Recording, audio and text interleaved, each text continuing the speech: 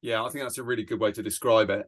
I mean, within complex services, I see the main areas of difficulty compared to, for example, buying goods and materials, or very, very simplistic kind of cookie cutter services.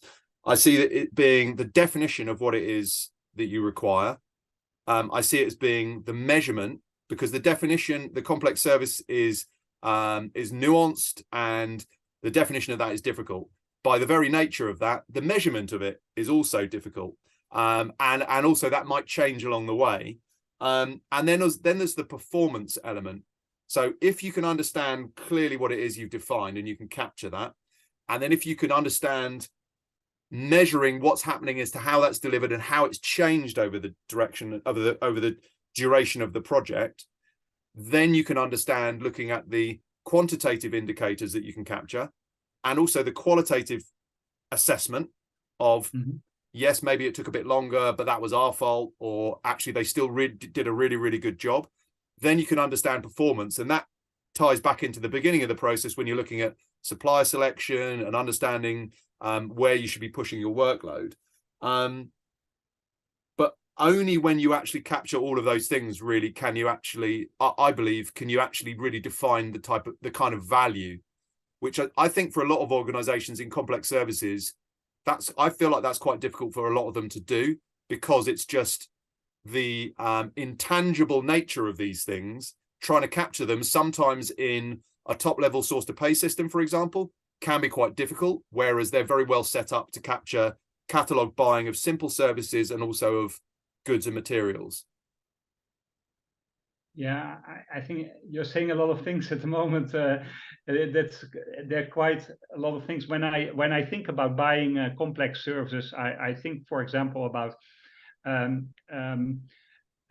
management consultant or a lawyer that you hire as a company, or for example, a construction company that needs to do a big project, and that can also be very complex. You can it's always easy to look at the cost of things, and of course that's important. We don't want to throw money over the fence. We want to make sure that we get value for money.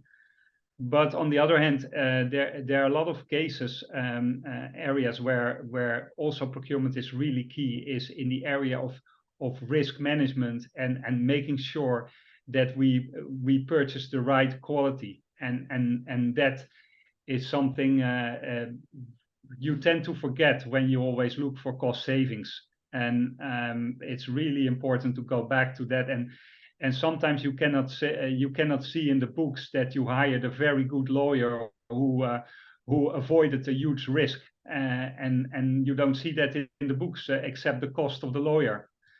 And that's a pity, of course. If we can become better at quantifying, visualizing risk, for example, then yeah, that could be interesting. But apparently that is not sexy enough today, so people look more at numbers. Well, it's a very good point, because it comes back again to what are you buying? If you're buying man hours, that's something that's fairly easy to understand. Did you get what you paid for? But if you're procuring performance that might be measured with KPIs, for example, or you're procuring outcomes or outputs, that's a bit different. But I think if whatever the milestone or the deliverable is that you're capturing, that's why I think it's critical to understand it from a quantitative point of view. Did the supplier do what they say they were going to do? But also the qualitative element of it, of understanding, did they do a good job? Did I get the result I needed? Because it comes back to what you were saying at the beginning. You were saying that one of the things the things that drew you to procurement were the change management side of it, and also the driving towards results.